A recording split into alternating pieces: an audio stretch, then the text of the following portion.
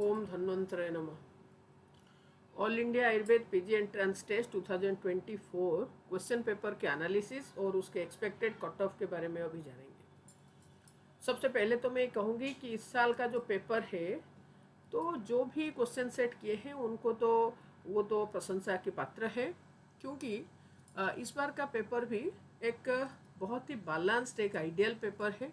इसमें आयुर्वेद में जिस जिस ग्रंथों को इम्पोर्टेंस जिस अनुसार दिया गया है तो वैसा ही उनको जस्टिस मिला है। एक बहुत ही बैलेंस्ड पेपर है ये।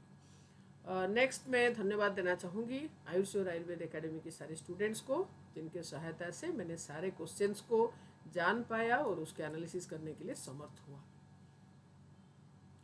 यहाँ पर हम 2023 और 24 के कंपैरिजन करके चलते हैं।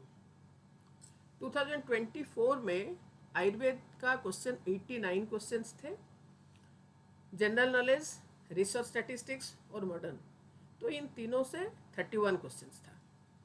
2023 में भी लगभग उतना ही था, आयुर्वेद से 90 और बाकी पोर्शंस जो है उससे 30 था। अब हम सब्जेक्ट वाइज चलेंगे। संस्कृत से 2024 में एक ही क्वेश्चन था, 23 को आप साइमल्टेनियसली देखते हुए चलेंगे। आयुर्वेद इतिहास एक क्वेश्चन इस बार था, लास्ट ईयर भी एक ही था। पदार्थ विज्ञान लास्ट ईयर 2 क्वेश्चन था, इस बार एक क्वेश्चन है। स्वस्थ वृत्त से लास्ट ईयर बिल्कुल क्वेश्चन नहीं था, तो इस बार एक क्वेश्चन रहा है। चरक संहिता आप देख सकते हैं 30 क्वेश्चंस थे सिर्फ चरक संहिता से, और 23 में 31 क्वेश्चंस थे। सुश्रुत संहिता से 2024 में 23 क्वेश्चंस था और लास्ट ईयर 22 था। अष्टांग हृदय से इस साल 10 क्वेश्चन था और लास्ट ईयर 6 क्वेश्चन था। आप देखिए यहाँ पर इसको हम बृहत्त्रयी कहते हैं, आयुर्वेद के ये बृहत्त्रयी है। तो इस बृहत्त्रयी से हम अगर इन तीनों को मिलाते हैं तो 63 questions out of 120, more than 50% questions जो है दे कम फ्रॉम बृहत्त्रयी। और लास्ट ईयर भी देखिए, लास्ट ईयर भी लगभग उतना ही है, ठीक है, 3-4 क्वेश्चन कम था, लेकिन इस बार मतलब आप ये लगा सकते हैं कि 63 क्वेश्चंस जो है वो बृहत्त्रयी से है। लेकिन एग्ज़ाम हॉल से निकलने के बाद कुछ बच्चों का फ़ोन आया और उनका ये कहना था कि इस बार चरक सुश्रुत से क्वेश्चन ना होके बाहर से क्वेश्चन आया था। पर बात ये है कि हम कभी आयुर्वेद के हम स्टूडेंट हैं, आयुर्वेद के हम पढ़ने वाले लोग हैं, तो हमेशा हमको ये दिमाग में रखना है कि बृहत्त्रयी जो है वो बृहत्त्रयी इसलिए है। हम बृहत्त्रयी को कभी बिलिटल नहीं कर सकते कि इससे क्वेश्चन नहीं आया या नहीं आता है। सबसे ज़्यादा क्वेश्चंस हर एक एग्जाम में हम एक्सपेक्ट करते हैं बृहत्त्रयी से।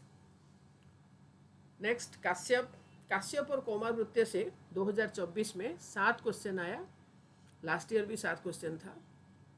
सारंगधर और भैषज कल्पना 2024 में 2 क्वेश्चन था और 23 में भी 2 ही था। माधव निदान से इस साल 3 क्वेश्चन आया है, लास्ट ईयर 2 क्वेश्चन थे। भाव प्रकाश और द्रव्यगुण से लास्ट ईयर 9 क्वेश्चन थे, 9, इस साल 4 ही क्वेश्चन है। रसशास्त्र और रसरत्न समुच्चय लास्ट ईयर भी 6 थे, इस बार भी 6 है। जीके से लास्ट ईयर 7 क्वेश्चन थे, इस बार 6 क्वेश्चन है। रिसर्च एंड स्टैटिस्टिक्स से लास्ट ईयर 4 था, इस बार 5 क्वेश्चन है और लगभग यही मेंटेन होता है। रिसर्च स्टैटिस्टिक्स से हम हमेशा एक्सपेक्ट करते हैं कि मिनिमम 4 क्वेश्चन और हो सकता है कि 5 भी आ जाए, लेकिन 4 या 5 ही आता है। और मॉडर्न का जो क्वेश्चन था तो वो लास्ट ईयर 19 था, इस बार 20 है। तो लगभग लास्ट ईयर का और इस साल का जो पेपर है बहुत ज़्यादा सिमिलर है। जो सब्जेक्ट को क्वेश्चन डिस्ट्रीब्यूशन हुआ है, यानी क्वेश्चन जिस एरिया से आया है, तो लगभग सिमिलर ही रहा है। तो overall paper was an ideal paper, और क्वेश्चंस जो थे, जो मुझे लग रहा है कि इस बार ऐसा कुछ चैलेंजेबल क्वेश्चंस नहीं रहा, बहुत ही आइडियल पेपर रहा। अभी हम बात करेंगे एक्सपेक्टेड कट ऑफ की और हाईएस्ट मार्क कितना जा सकता है।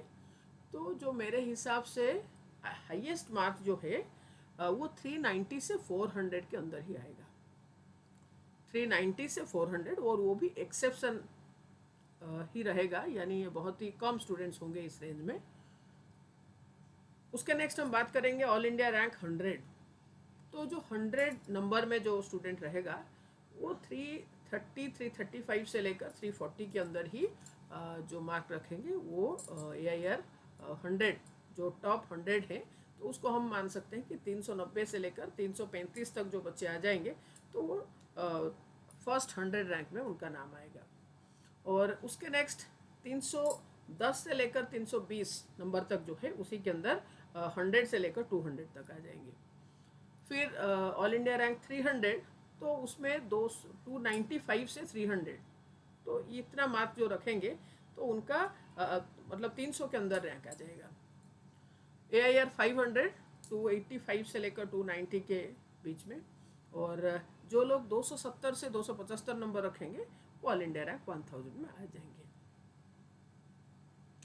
अभी हम बात करेंगे कि कितने मार्क में या कितने रैंक में प्रोबेबिलिटी रहती है हमको सेंट्रल इंस्टीट्यूट में सीट मिलने की और स्टेट गवर्नमेंट इंस्टीट्यूट में ऑल इंडिया कोटा से, है ना। तो क्लिनिकल सब्जेक्ट जो है वो मिलने का संभावना है up to all India rank 200 central institute में, और state government institute all India quota तो up to all India rank 500 तक। मार्क्स सेंट्रल इंस्टीट्यूट में क्लिनिकल लेने के लिए 320 से ऊपर ही रखना पड़ेगा, या 320 से ऊपर जो रखेंगे उनको क्लिनिकल मिल जाएगा।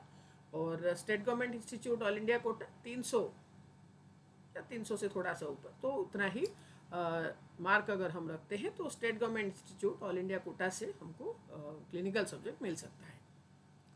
नॉन क्लिनिकल जो हमारे सेंट्रल इंस्टीट्यूट है तो उसमें ऑल इंडिया रैंक 500 तक, और मैं ये जो बोल रही हूँ वो till the mop up round की बात कर रही हूँ, और up to all India rank 500 तक हम सेंट्रल इंस्टीट्यूट में नॉन क्लिनिकल सब्जेक्ट हम एक्सपेक्ट कर सकते हैं। और state government institute all India quota तो उसमें ऑल इंडिया रैंक 750 तक हम नॉन क्लिनिकल सब्जेक्ट एक्सपेक्ट कर सकते हैं।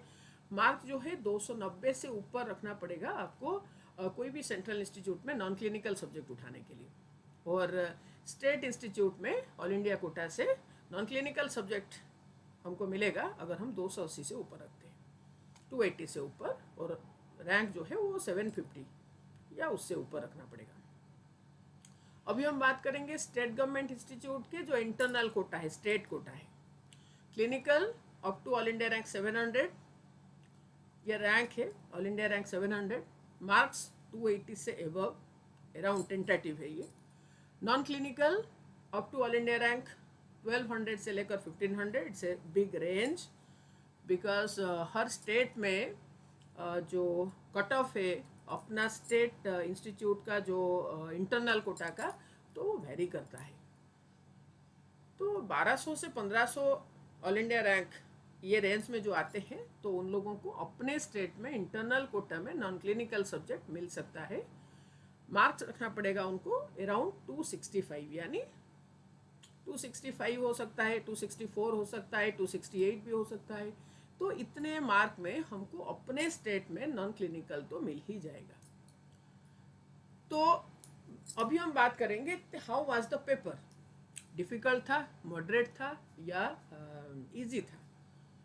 तो बात ये है, जब हम ये जो पेपर था इसको जब हम देखते हैं it seems to be very easy, because यहाँ पर मैंने जो आपको शुरुआत में कहा कि आयुर्वेद में जिस जिस टर्म्स को, जिस जिस कंसेप्ट को, जिस जिस तत्व को प्राधान्य दिया गया है, लगभग वही सारे चीज क्वेश्चन में आया है। तो इसलिए वो सारे शब्द हमको सुना जैसे हम जानते हैं ऐसे हमको लगेगा। बट द थिंग इज, क्यों मैंने 265 ही लिखा, क्यों मैंने वहाँ पर 280 नहीं लिखा? जैसे कि अभी बहुत सारे लोग ये एक अनुमान करके ये बोलना शुरू कर दिए हैं कि 300 जाएगा कट ऑफ इस बार, पर मैं कहती हूँ कि नहीं, मेरा अनुमान जो कहता है वो 265 से 70 के अंदर ही रहेगा। और उसके पीछे ये कारण है, जितना आसान होता है पेपर उतना गलत होने का संभावना होता है। First thing. Second thing is, although question आया था एक्सपेक्टेड एरिया से, but the pattern of question का जो स्ट्रक्चर था, जो रूपरेखा था, वो एक स्टूडेंट के लिए उसको सारे रीड करके सही डिसीजन लेना और सही आंसर को लगाना, it was too difficult. It was difficult, it is also difficult. So इसमें हम बिल्कुल भी ये सोचना ही हमारे लिए गलत हो जाएगा कि हम वहाँ पर बैठते तो 280 तो आराम से रखते। No, not at all, not possible. क्योंकि क्वेश्चन जब हम लिखते हैं ना, जब हम पेपर देते हैं एग्ज़ाम हॉल में, तो उस समय भी एक स्टूडेंट के दिमाग में स्ट्रेस रहता है। और जब हम स्ट्रेस रहते हैं तो उस समय छोटा समस्या भी हमको बड़ा दिखता है, क्योंकि उस समय हमारा मनोबल जो है वो कम हो जाता है, दुर्बल हो जाता है। तो उसी सेंस में अगर हम देखेंगे तो क्वेश्चन का जो टर्मिनोलॉजी यूज हुआ था, जिस सब्जेक्ट से, जिस टॉपिक से क्वेश्चन आया था, वो सब बहुत एक्सपेक्टेड था, वो सारे स्टूडेंट्स के लिए नया नहीं था। पर जो रूपरेखा था वो भी 3 साल से वैसा ही आ रहा है, वैसा ही पैटर्न हो गया है। लेकिन आप खुद सोचिए कि 4 ऑप्शन होगा, फिर उसके नीचे फिर दिया होगा 4 ऑप्शन। तो ये 4 और ये 4, इनको सबको एनालिसिस करने के बाद उसमें भी हमको देखना है कौन कौन सा सही है, कौन कौन सा गलत है। तो it's not too easy at all.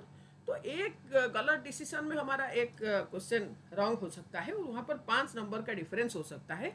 तो इसलिए हम बिल्कुल भी ये नहीं कहेंगे कि 270 280 कट ऑफ जाएगा। तो मैक्स से मैक्स हम कह सकते हैं कि जो लास्ट एडमिशन होगा state government institute internal Kota में, तो 265 264 भी हो सकता है, 268 भी हो सकता है, पर इतने इसी के अंदर ही रहेगा। Thank you, wish you all the best. सभी लोगों ने बहुत मेहनत किए हैं। आई नो कि आप लोगों का अभी स्थिति क्या होगा, मानसिक स्थिति अभी आप लोगों का क्या है, पर मैं बस इतना कहूँगी, ऑलवेज स्टे पॉजिटिव। आयुर्वेद पढ़े हो, आयुर्वेद के लिए ही साधना किए हो, तो फल तो निश्चित प्राप्त होगा और वो भी अच्छा ही प्राप्त होगा। Wish you all the best, God bless you. Dhanvantari आप सभी को कृपा करे और आप सभी को अपने परिश्रम के अनुसार ही आपको डिजर्विंग रिजल्ट मिले।